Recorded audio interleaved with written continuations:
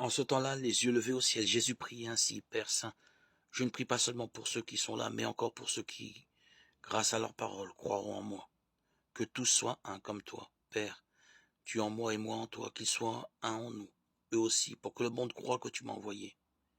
Et moi, je leur ai donné la gloire que tu m'as donnée, pour qu'ils soient un comme nous sommes un, moi en eux et toi en moi.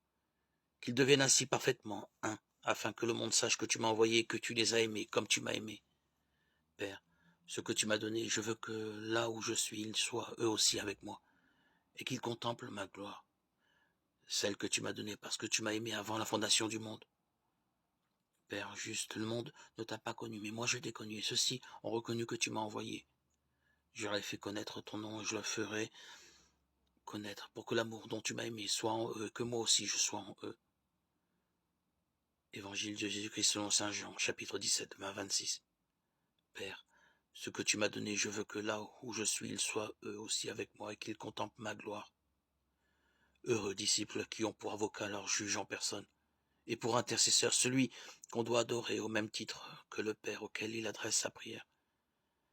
Le Père ne refusera pas de satisfaire le désir exprimé par ses lèvres. Psaume 23. Car il a avec lui une seule volonté et une seule puissance étant un seul Dieu.